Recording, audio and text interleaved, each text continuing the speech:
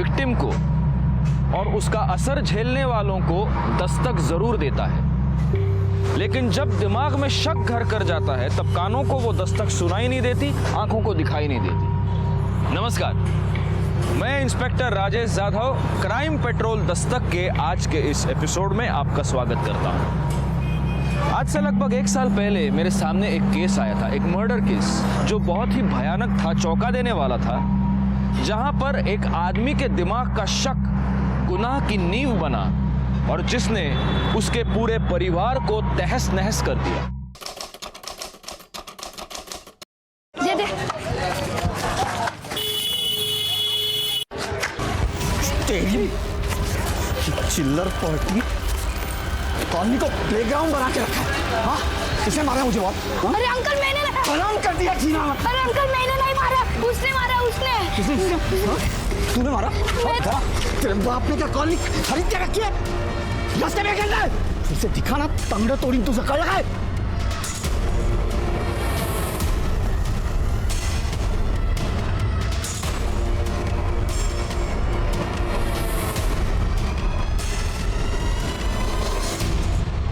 पापा हम चुपचाप खेल रहे थे, वो संजय अंकल आए और बहुत मारा हमें। क्या आपको भी गाली दी पापा? बोला तेरे बाप ने यहाँ प्लेग्राउंड बनाया है क्या? आज बताता हूँ उसको कि किसने क्या बनाया। सर फोड़ दूंगा साले का। मेरे बेटे को हाथ लगाने की हिम्मत कैसी है उसने? आज उसका फैसला ही कर देता हूँ। चल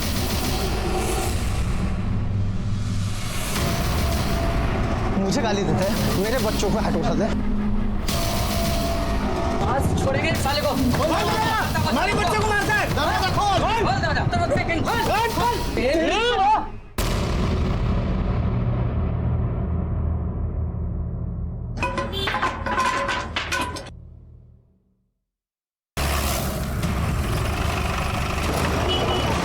आइए सर, यही आदमी है सर, इसी ने मर्डर किया है सर। क्या रिकॉर्ड कर रहा है? साइड करो सबको, इससे वीडियो लो, इससे वीडियो डील करो। कॉल बंद कर। मर्डर हुआ किसका?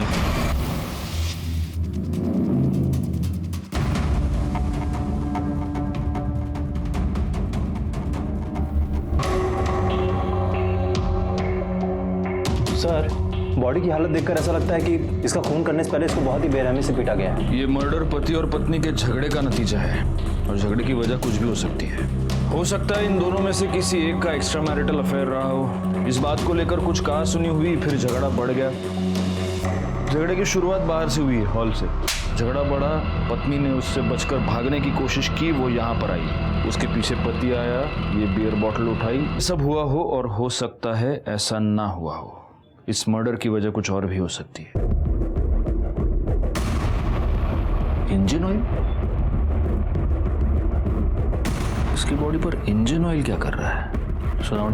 फोटोग्राफर्स, फिंगरप्रिंट और फोरेंसिक्स को बुलाओ। पहली नजर में देखने पर यही लगा कि ये पति पत्नी के झगड़े का नतीजा था। घर की हालत देखकर ये लग रहा था, तो देखने में ये एक ओपन एंड शट केस लग रहा था, एक सीधा साधा मर्डर केस। लेकिन ऐसा था नहीं। इस जुर्म के पीछे की वजह थी शक, और जहां गुनाह के पीछे शक होता है वहां उस गुनाह ने अपने होने से पहले अपने होने की दस्तक न दी हो। ऐसा हो नहीं सकता। तो इस केस में वो ऐसी कौन सी दस्तक थी जिसे देखकर सुनकर भी नजरअंदाज कर दिया गया? ये जानने के लिए इस केस की गहराई में जाना बहुत जरूरी था। आगे की कार्रवाई बहुत मुश्किल नजर आ रही थी। पहले 3 दिन तक तो संजय ने कुछ भी नहीं खाया, ना ही उसने अपने मुंह से एक शब्द निकाला। तीसरे दिन मैंने संजय से बात करने की एक और कोशिश की। संजय, खाओ, वड़ा पाव खाओ। लो लो, बाजार का वड़ा पाव नहीं है, घर का है, मेरी बीवी ने बनाया।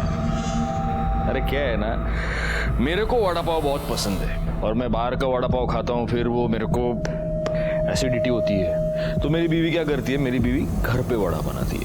ये वड़ा खा के देखो, इसके टेस्ट से तुमको पता चल जाएगा मेरी बीवी मुझसे कितना प्यार करती है। प्रिया भी मुझसे बहुत प्यार करती थी। हम दोनों बहुत खुश थे, हमारे बीच में कोई प्रॉब्लम नहीं थी।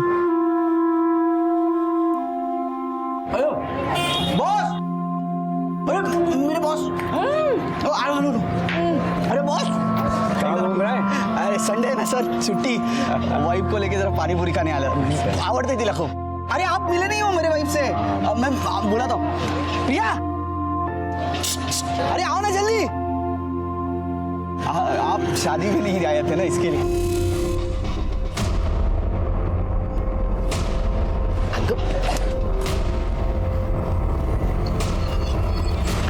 बॉस सर, अरे काय झालं? नाही माहिती मला, म्हटलं तुझी ओळख करून दे, चले गए। जाऊ द्या ना, अरे गेले। पाणीपुरी खाऊ आपण. हाँ हं? हाँ गुड मॉर्निंग। अरे संजय, हाँ इतना लेट? अरे वो बाइक खराब हो गई थी। बहुत सुबह से 4 बार तुझे पूछ चुके हैं। बॉस क्यों, क्या हुआ? मुझे क्या पता, खुद जाके पूछ ले। मैं कमिंग सून? हाँ संजय, आ जाओ, कम बैठो। अरे बैठो यार, बैठो।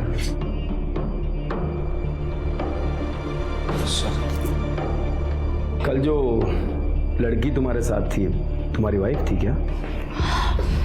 हाँ सर, मेरी बीवी है प्रिया। अच्छा अच्छा, तो तुमने लव मैरिज की या अरेंज? लव नहीं सर, अरेंज मैरिज। शादी से पहले कोई इंक्वायरी की थी या सीधा शादी कर ली? क्यों सर, आप क्यों पूछ रहे हैं ऐसा? आप प्रिया को जानते हैं?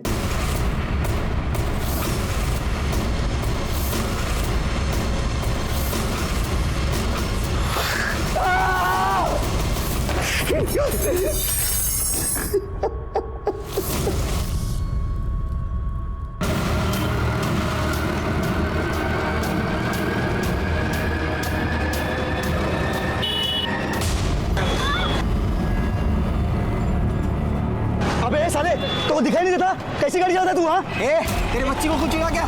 क्या बात है साले, एक तो गाड़ी जाता है। अरे मैंने कहा कुछ नहीं हुआ, गाड़ी जाता है ऊपर से, मारो मारो। पिंकी, हे घे, हा काढा पी. कडू आहे काकी. अगं हो, कडू आहे, पर तू सुबह तक बिल्कुल ठीक हो जाएगी. पी. कहाँ से सीखा प्रिया ये सब? हर मर्ज की दवा इसके पास आई है ना? अरे इसके पास तो कई तरह के नुस्खे हैं, मुझे तो इसने एक दिन में ठीक कर दिया था. भगवान का लाख लाख शुक्र है कि मुझे इतनी अच्छी बहू मिली, वरना आजकल की बहुएं अरे किसी की उनको पड़ी ही नहीं रहती है. क्यों? संजय को अब तक तो आ जाना चाहिए था ना. हो दादा, कभी कभी ऑफिस में ज्यादा काम रहता है ना, तो लेट हो जाता है उनको. आते ही होंगे. नाम लिया और आ गया वो. संजय, संजय क्या हुआ? ये आपको चोट कैसे लगी? खून बह रहा है संजय. मैं फर्स्ट एड बॉक्स लेके आती हूँ. जरूरत नहीं है, मैं कर लूंगा. संजय क्यों इतनी चोटें आई है? संजय क्या हुआ? हाँ? किसी के साथ झगड़ा हो गया क्या? मैंने कहा ना कुछ नहीं हुआ है मुझे. संजय बसा तुम्ही, मी हिलाऊंगी तो आपको. तेरी नौटंकी बंद कर, मुझे जरूरत नहीं. मैंने कहा है ना, ये तेरी नौटंकी कहीं और जाके दिखाना, समझी तो? क्यों गुस्सा कर रहा है तू उस पे? बाहर किसी और के साथ तो झगड़ा करके आ रहा है और उसका गुस्सा इस बेचारे पे क्यों निकाल रहा है? ये बेचारी है, हाँ? अब कोई मुझसे बात नहीं करेगा. संजय तुम लोग बात मत करो मुझसे. संजय! ए संजय, संजय क्या हो गया तुझे? हाँ? हम लोग कुछ पूछ रहे हैं, बात कर रहे हैं तुझसे. मत करो मुझसे बात. कहा ना मैंने. अभी ठीक है जा, बस ये बता रहा हूँ, माँ को लेके जा रहा हूँ हमारे घर. पिंकी की तबीयत खराब है इसलिए. जो करना है वो करो.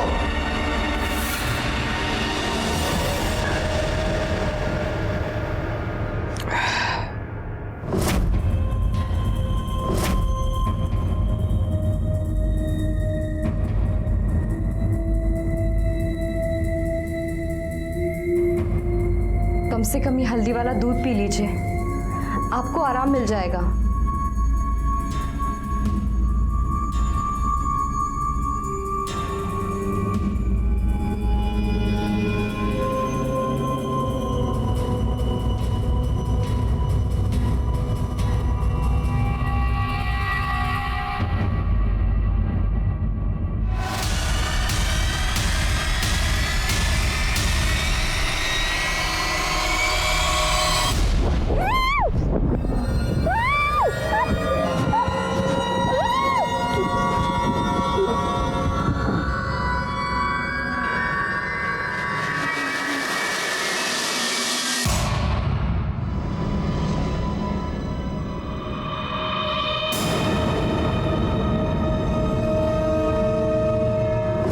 तभी तुमने अपनी बीवी का खून करने की सोच ली।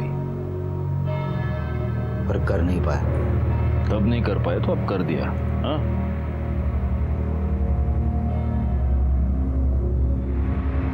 आपकी बीवी वड़ा पाव अच्छा बनाती है। बताऊंगा मैं उसको, अच्छा लगेगा उसे।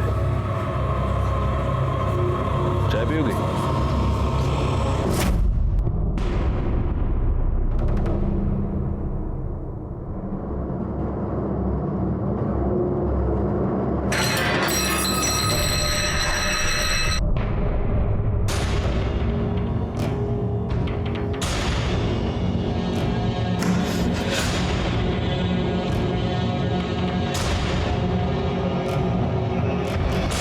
आपको बेवजह मुझ पर भड़क रहे हो।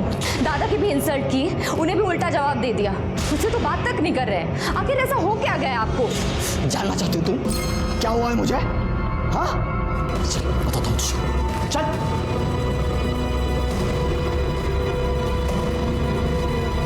बहुत नाटक कर दिया ना, सब बताता हूँ तुझे। चल सर यही है ना वो? हाँ इसे बताइए जो आपने मुझे बताया था। और तू तो पहचानती है नहीं, ये मेरे गुस्सा होने की वजह जानना चाहती है।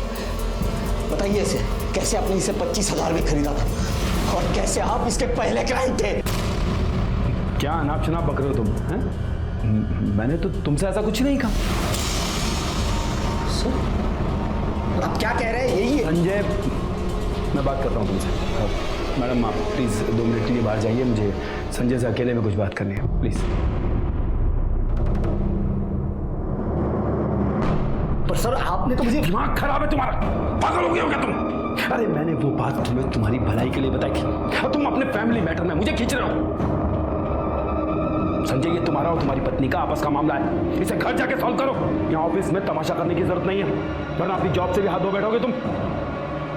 चलो निकलो यहाँ से। I say get out!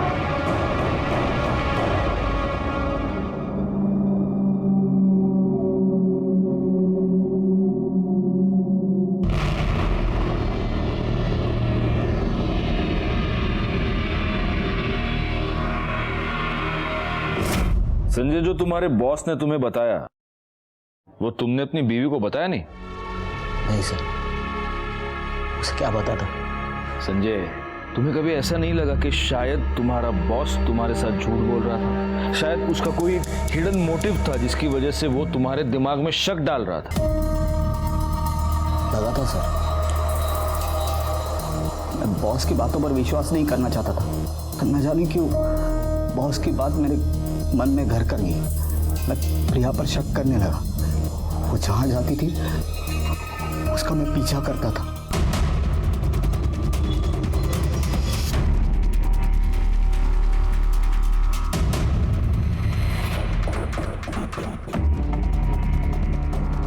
उस दिन संजय ने अपने शक की कहानी वहीं तक सुनाई, लेकिन चूंकि अभी ये केस सॉल्व हो चुका है, इसके आगे की कहानी मैं आपको बता सकता हूं। संजय ने प्रिया का पीछा अपने सास के ऑफिस तक यानी विकास केंद्र तक किया।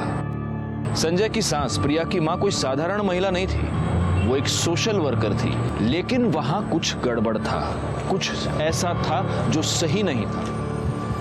क्या था वो? संजय के बॉस ने उसे जो कहानी सुनाई थी, क्या उसका और इसका कोई कनेक्शन था? आई कुठे आतमध्ये?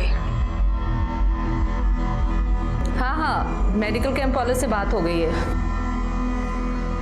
1-2 दिन के अंदर आने वाले हैं क्रेट केंद्र में। मैं आपसे बाद में बात करती हूँ। आई मुझे बहुत डर लग रहा है, समझ नहीं आ रहा है क्या करूं। आई मुझे ऐसा लग रहा है कि संजय को सब सच पता चल गया है, सब खत्म। तो इतना यकीन से कैसे कह सकती है कि उसे सब पता चल गया है?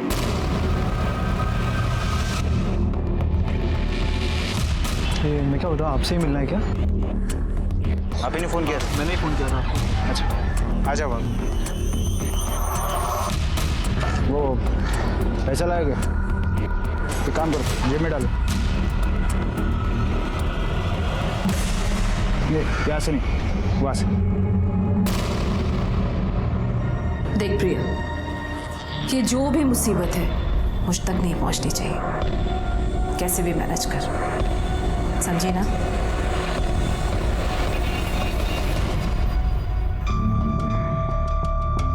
अरे संजय, काय झालं? क्यों इतना घाई घाई में मुझे बुलाया? प्रिया को आने दो, सब कुछ बताता हूँ।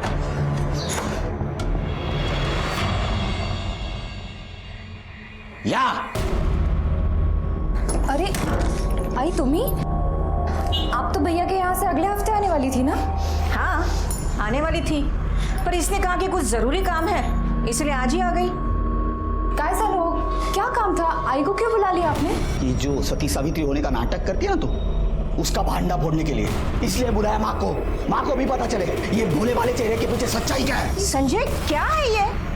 क्या बोल रहा है तू? मैं झूठ नहीं बोल रहा हूँ, ये तुम्हारी बहू है ना, धंधा करती है, धंधा। कितने लोगों के साथ सोई है?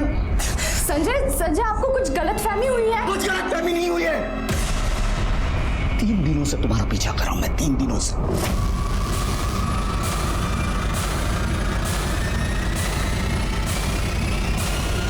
और मां, इस समाज सेवा में ये सती सावित्री अकेली नहीं है।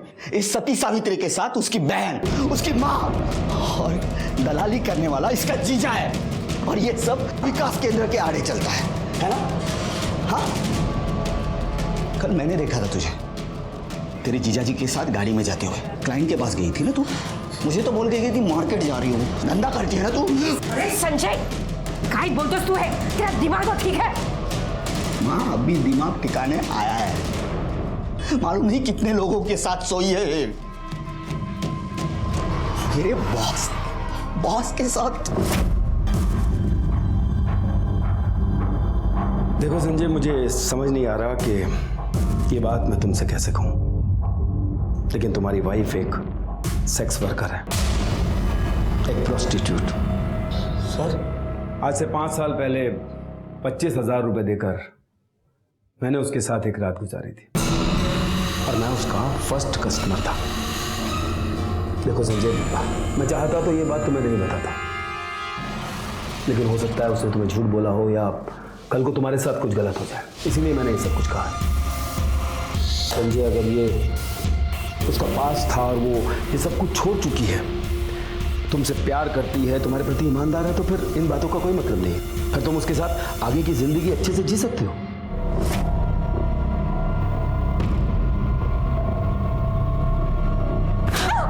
इतना बड़ा धोखा दिया तूने मुझे, मेरे इस घर को अपवित्र कर दिया। अरे तूने तो हमें किसी को मुंह दिखाने के लायक भी नहीं छोड़ा। निकल यहाँ से, निकल यहाँ से, निकल यहाँ से, मैं बोलती हूँ निकल यहाँ से, मेरी बात निकल यहाँ से। ये तेरे मगरमच्छ के आंसू है ना, जाकर कहीं और बहा, और इस घर में आने की कोशिश भी मत करना। चल निकल यहाँ से, निकल यहाँ से, तो सुनो, निकल यहाँ से, निकल यहाँ से, निकल बोल रही है, प्लीज निकल, निकल यहाँ से। आई, अगर काय चल रहे, शांत हो जा। ए भाई लोग, क्या तमाशा लगा है क्या? निकलो, तू शांत हो जा। इस घर का तमाशा मत बनाना। चल आत्मदे, चल तू आत्मदे।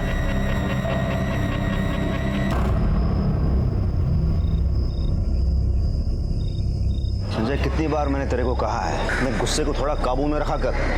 अरे उस दिन भी तो उस मैकेनिक से लड़ गया, क्या जरूरत थी? तू बीच में मत आ।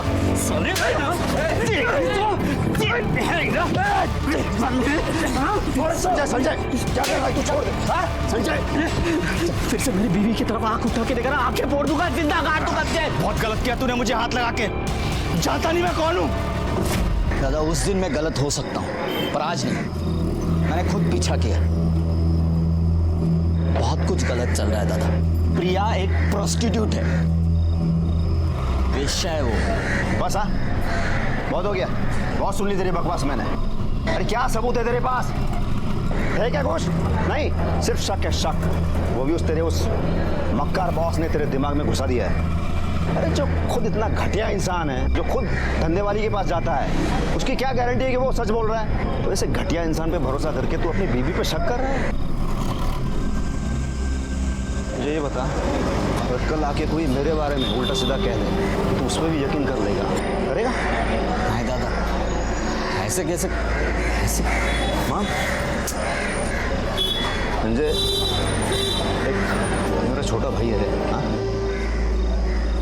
पर तू मुझे कुछ समझता है ना? मैं जो कह रहा हूँ वो बात मान ले। अभी के अभी जा प्रिया के पास और अपने किए की माफी मांग ले उससे, वो सब ठीक कर ले, उसे वापस ले आ, बस उतना कर ले बस।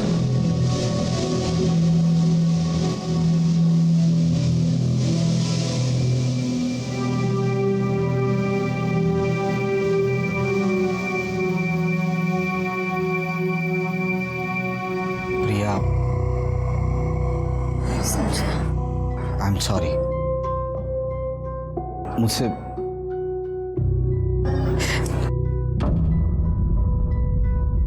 मेरी सच्चाई यही है कि मैं एक प्रोस्टिट्यूट थी। आपको कोई गलतफहमी नहीं हुई।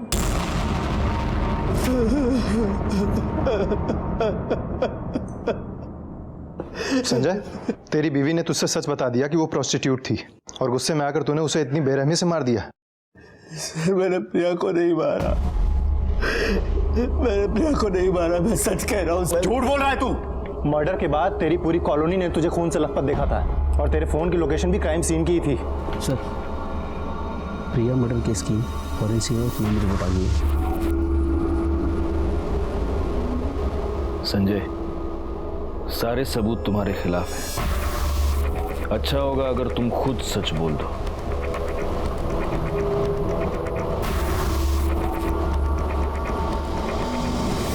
सुनावणे सर, रिपोर्ट के मुताबिक प्रिया के हाथों और कंधों पर इंजन ऑयल के ट्रेसेस मिले हैं, लेकिन उसकी बॉडी पर इंजन ऑयल कहां से आया? सर ये हो सकता है कि संजय की बाइक का हो और संजय के हाथों से ये प्रिया के हाथों और कंधों पे लग गया। और सर वैसे भी जब हम मर्डर स्पॉट पे गए थे तो संजय के हाथ पहले से ही खून से इतने लथपथ थे, शायद इसीलिए हमने नोटिस ना किया।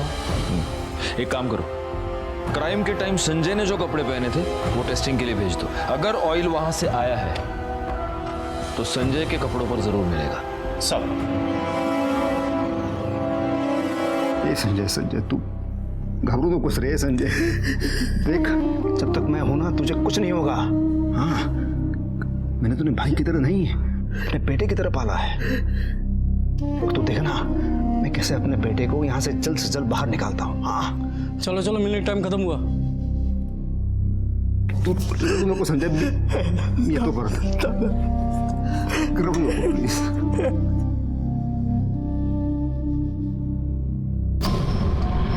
तूने आखिरी बार अपनी बाइक सर्विसिंग कब करवाई थी? यही कुछ 4-5 महीने पहले। प्रिया के मर्डर से पहले तूने अपनी बाइक किसी मैकेनिक को दिखाई थी क्या? नहीं। संजय, मैंने सुना तुझे गुस्सा बहुत आता है। हर दूसरे दिन किसी के साथ तेरी मारामारी हो जाती है, हाथापाई हो जाती है। प्रिया के मर्डर के दिन भी तुझे बहुत गुस्सा आया। फिर तूने उन 2 बच्चों को गाली दी, उनको मारा। उसी गुस्से में तू घर गया और जब तू घर से बाहर निकला तो पूरा खून से भरा हुआ था। हा? तभी प्रिया ने तुझे ये बताया होगा कि वो एक प्रोस्टिट्यूट थी और तब तुझे बहुत गुस्सा आया, है ना? हाँ सर, मुझे पहले गुस्सा आया, पर जब प्रिया ने मुझे सारी हकीकत बताई तब मुझे गुस्सा नहीं, उस पर तरस आया था। मतलब? उषा रानी मेरी आई नहीं है। उसने मुझे और अपर्णा ताई को बचपन में एक आदमी से खरीदा था और हमें धंधे पर लगा दिया। हमसे बहुत सारे पैसे कमाए उसने। अपर्णा ताई ने हमारी दलाली करने वाले मुकेश के साथ शादी कर ली। उसके बाद मैंने भी सोचा कि मैं भी शादी करके अपना घर बसा लूं, पर उषा ताई इसके लिए कभी तैयार नहीं होगी, क्योंकि उसको डर था कि अगर मैंने उसकी पूरी सच्चाई समाज के सामने रख दी तो वो कहीं की नहीं रहेगी। आपको पाने के बाद मुझे ऐसा लगा कि मेरे सारे जख्म भर गए, पर मैं गलत थी। मुझे समझना चाहिए था कि हम जैसे लड़कियों के कभी घर नहीं बसते। हमें तो लोग बस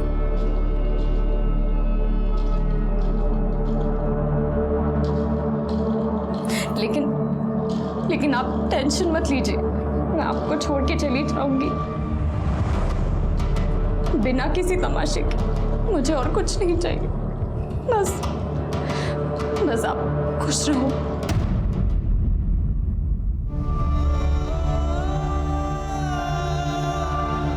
उस उषा रानी ने प्रिया की जिंदगी बर्बाद कर दी और ये सब कुछ समाज सेवा के आड़ में चलता रहता है इन लोगों का। मैं इन लोगों को छोड़ूंगा नहीं, लोगों के सामने इनकी सच्चाई लाके रख दूंगा।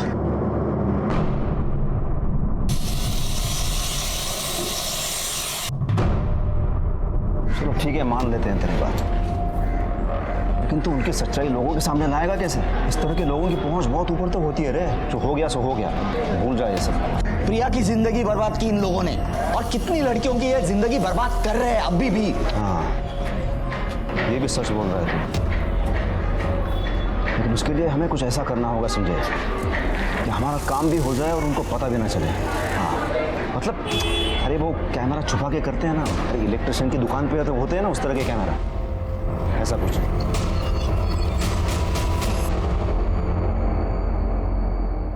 अरे दामाद जी, ऐसे अचानक? बैठिए, क्या लेंगे आप? कुछ लेने नहीं, देने आया हूँ। आखिरी वार्निंग दे रहा हूँ तुझे, ये जो गोरख धंधे ना बंद कर। मतलब आप क्या बोल रहे हैं? मुझे कुछ समझ में नहीं आ रहा है। ओह, तुझे समझ में नहीं आ रहा है? बहुत बोली है तू। हाँ, इस चार दीवारियों के अंदर क्या चलता है सब कच्चा चिट्ठा है मेरे पास इस पेन ड्राइव में। स्टिंग ऑपरेशन करवाया था इस जगह का मैंने। समाज कल्याण की आड़ में तू लड़कियों से धंधा करवाती है, आना।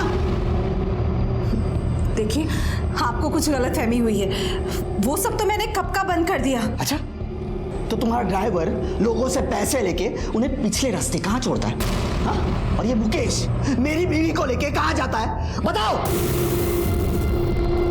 मानती हूँ मैं कि यहाँ जो कुछ भी चल रहा है वो गलत है, पर प्रिया और अपर्णा का इससे कुछ लेना देना नहीं है। और उन दोनों ने मुझे कब का छोड़ दिया, और यहाँ तक कि मुकेश भी मुझे छोड़कर चला गया है, अपना गैराज खोल के बैठा है। मैं तेरी बकवास सुनने नहीं आया हूँ, समझे?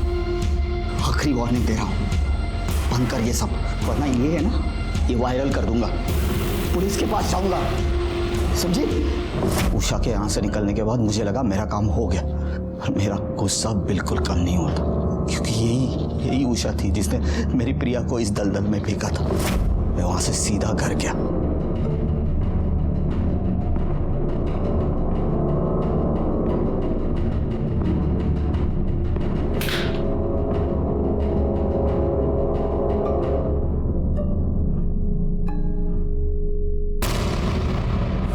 वो वीडियो, पेन ड्राइव कहाँ है? सर, मैंने कोई स्टिंग ऑपरेशन नहीं किया। नहीं किया था क्या मतलब है? तुमने तो पेन ड्राइव दिखा के उषा को धमकी दी थी ना? सर, मेरा प्लान था स्टिंग ऑपरेशन करने का, इसलिए मैंने एक दोस्त को मदद के लिए बुलाया, पर लास्ट मोमेंट पे उसने मेरी मदद करने से मना कर दिया, तो स्टिंग ऑपरेशन वही रुक गया। तो प्रिया ने मुझे उषा के बारे में सब कुछ बता दिया था, और कैसे भी करके मुझे उषा के ये सब गोरख धंधे बंद करने थे। तो मैं ब्लैंक पेन ड्राइव लेके उषा के पास गया। सर, उषा विकास के आड़ में प्रोस्टिट्यूशन का धंधा करती थी, वो नहीं चाहती थी कि उसकी बदनामी हो। सुनावने सब ये उषा राणे के कॉल रिकॉर्ड्स निकलवा, और प्रिया के मर्डर के दिन उसके मोबाइल की लोकेशन। देखो, अगर ये संजय सच कह रहा है तो उषा राणे की सच्चाई दुनिया के सामने लानी पड़ेगी। वो तो नहीं कर पाया, हम करेंगे। तुम टीम रेडी करो। सब गाड़ी पीछे ले, तावड़े पकड़ उसको।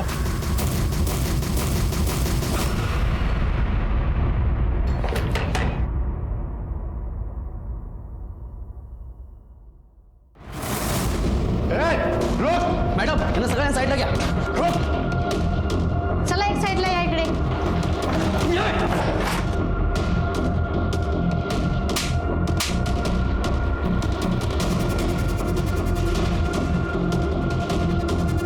डालो सबको गाड़ी में, सगळ्यांनी गाडीत बसा, चला.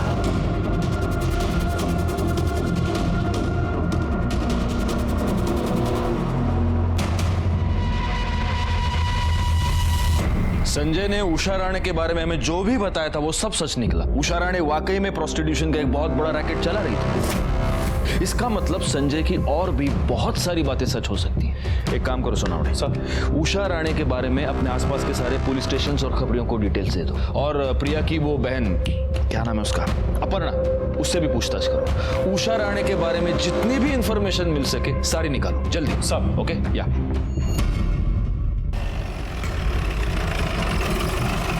ये उषा ने विकास केंद्र के नाम पे जो प्रोस्टिट्यूशन का धंधा चला के रखा था, इससे तुम्हारा और प्रिया का क्या कनेक्शन है?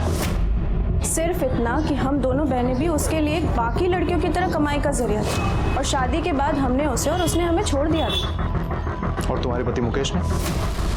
उसने भी वहाँ से निकलने के बाद उसने एक छोटा सा गराज खोला और ईमानदारी की 2 रोटियां खाने के लिए दिन रात मेहनत कर रहा है।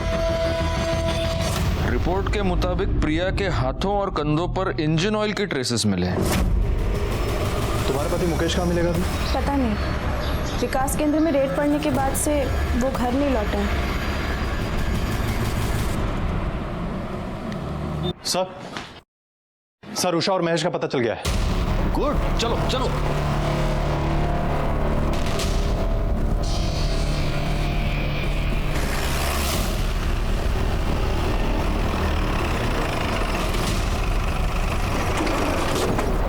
कुठे? ती आतमध्ये आहे.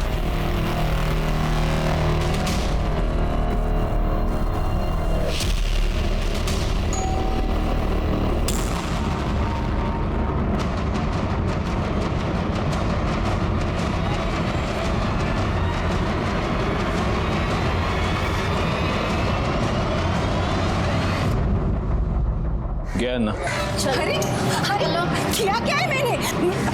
मुझे किया क्या है? ऐसे कैसे ले जा सकते हैं मुझे?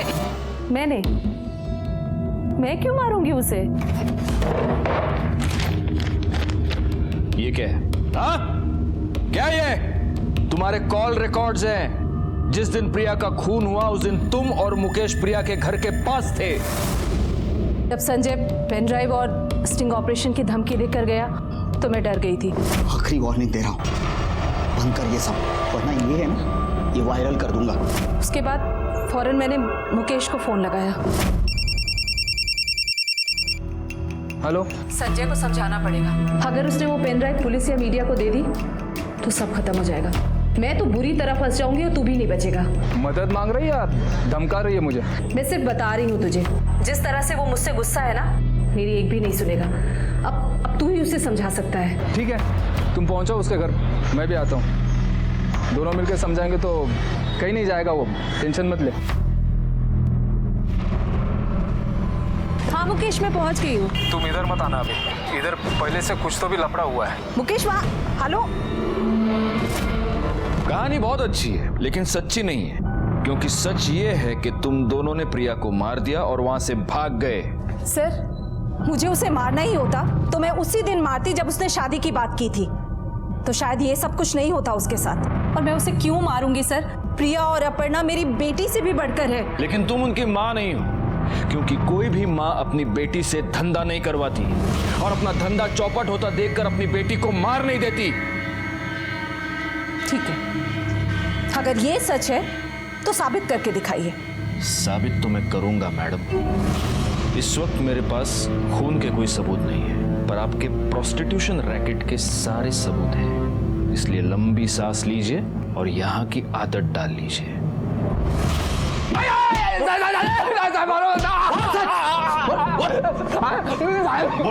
अपर्णा से जब से शादी किया है ना, सारे गलत धंधे छोड़ दिया है साहब। मेहनत करता हूँ साहब, ईमानदारी की रोटी खाता हूँ। अच्छा, तो जब प्रिया का खून हुआ तू उस एरिया में क्या कर रहा था? मैं नहीं जाना चाहता था साहब उधर, गैरेज में काम कर रहा था। तो उषा ताई का फोन आया, उसने बुलाया, इसके लिए गया था। लेकिन साहब मैं जब उधर गया तो उधर पहले से ही कोई लफड़ा चालू था। हाँ मुकेश, मैं पहुंच गई हूँ। तुम इधर मत आना अभी, इधर पहले से कुछ तो भी लफड़ा हुआ है। मैं निकल रहा हूँ यहाँ से, तुम भी निकल जाना है। बहुत अच्छी कहानी बना लेता है तू। तू सीधा गैरेज से गया था ना प्रिया को मारने के लिए। तेरे हाथ में इंजन ऑयल लगा हुआ था। प्रिया की बॉडी पे से हमें इंजन ऑयल के दाग मिले हैं। तुझे जैसे ही पता चला कि पुलिस तुझ तक पहुंचने वाली है, तू वहां से भाग गया। मार साले को, मार। मैंने किसी को नहीं मारा है साहब। सर, प्रिया मर्डर केस में हमारा खबरी इंफॉर्मेशन लेकर आया है।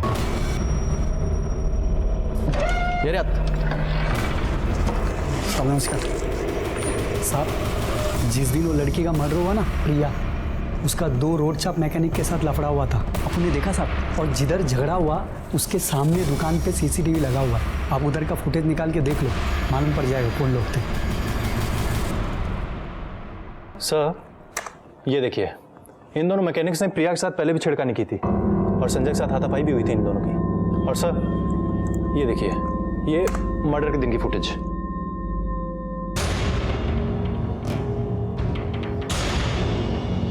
पॉज करो, सुनो ने मिल गया। इस केस में हमको लीड मिल गया। ये दोनों इस एरिया के दादा है ना? हाँ सर। पहले भी कई कंप्लेंट्स आ चुके हैं इनके बारे में।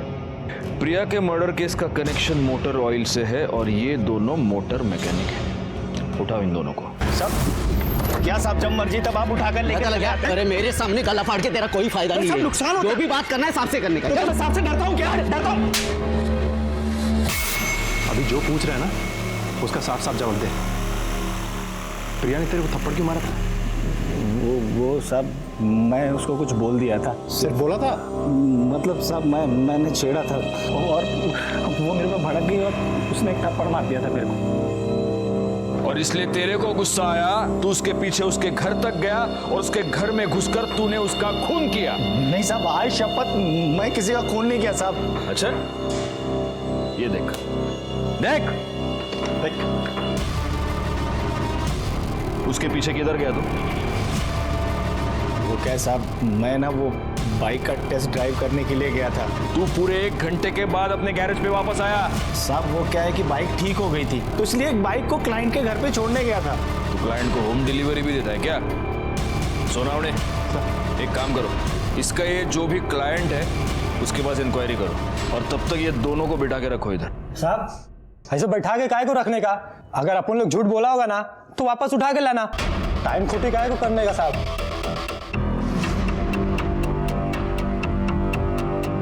सोनावणे बरोबर बोलतो है। इनको सिर्फ बिठा के मत रखना, अच्छी तरह से खातिरदारी करना इनकी। साहब अपन लोग कुछ नहीं किया साहब। कुछ नहीं किया? सड़क पे चलने वाली औरतें तुझे अपने बाप का माल लगती है क्या? सोनावणे सर, अच्छी तरह से खातिरदारी करना इन दोनों की, और इतना मारो सालों को कि लड़की को छेड़ने से पहले इनकी हड्डियां बोलनी चाहिए। साहब आप लोग किसी को नहीं छेड़ा साहब। खातिरदारी करता हूं तेरी। साहब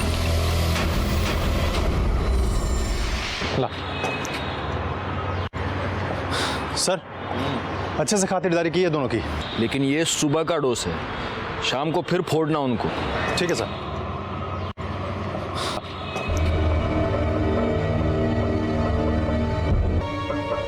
सोनावणे सर, इसको फॉरेंसिक लैब भेज दो और उनसे कहना कि प्रिया के बॉडी पर जो ऑयल मिला वो ऑयल और ये ऑयल, ये मैच होता है क्या देखें। ठीक है सर।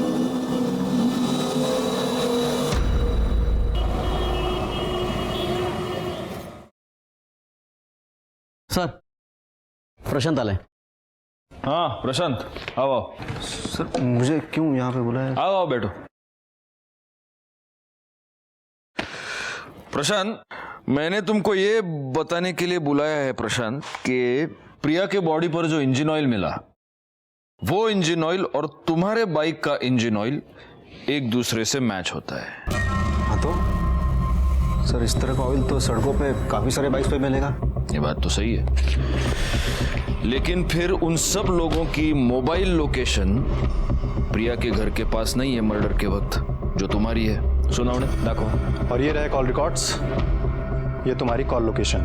और तुमने तो अब तक हमको ये बताया नहीं था कि मर्डर के वक्त तुम प्रिया के घर के पास थे। सर मैं एक्चुअली उस जगह पे नहीं था, उसके आसपास था। आसपास थे।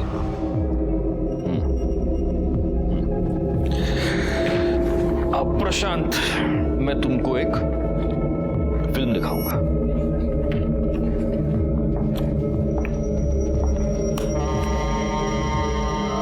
देखो,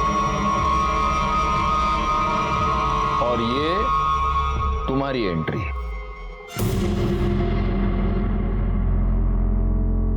देखो, ये तुम प्रिया के पीछे उसके घर तक चले गए। शायद ये पूरा झगड़ा तुमने देखा था और इसी का फायदा तुमने उठाया।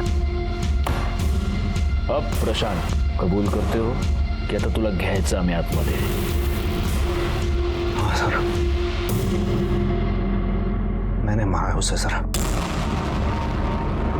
वो यही डिजर्व करती है सर कि भोली भाली सूरत दिखा के उस धंधे वाली ने मेरे भाई से शादी की और उसकी जिंदगी नरक बना दी उसने।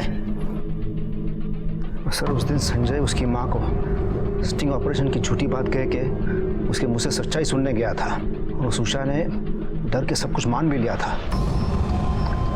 लेकिन सर संजय ये सब सुन के एकदम से टूट गया और उसने मुझे वहां से फोन भी किया था। आज ये बात सिर्फ मुझे मालूम है, कल दुनिया को पता चल जाएगी तो मैं किससे नजर नहीं मिला पाऊंगा। मुझे मारना है। संजू तो ऐसा कुछ नहीं करेगा, देख तुझे तेरे भाव की कसम है। मैं नहीं जी सकता। मैं सब ठीक करता हूँ, देख। सर मैंने संजय को भाई की तरह नहीं, एक बेटे की तरह प्यार किया है। उसे ऐसा रोता हुआ सुनकर मेरा माथा घूम गया सर। मैं वहां से निकल गया, मैं संजय के घर की तरफ चला गया। रास्ते में मैंने देखा सर प्रिया उसी मैकेनिक के साथ झगड़ा कर रही है। जरा इधर भी नजर इनायत कर लीजिए। अरे हम भी हैं। क्या बकवास कर रहे हो तुम? घर में माँ बहन नहीं है तुम्हारे? आइंदा ऐसे बकवास की ना तो देख लेना। तो झगड़ा खत्म होते ही वो अपने घर की तरफ चली गई और मैकेनिक भी उसी तरफ चला गया सर। और मैंने सर इसी बात का फायदा उठाना चाहा। मैं संजय के घर की तरफ चला गया सर। सर मैं बहुत गुस्से में था सर, मैंने प्रिया को बहुत मारा। तू सारी धंधे वाली धंधा करती है तू, हाँ? इतना रोते हुए कभी नहीं देखा, इतनी बुरे हालत में कभी नहीं देखा तूने हमारी जान से मार दूंगा।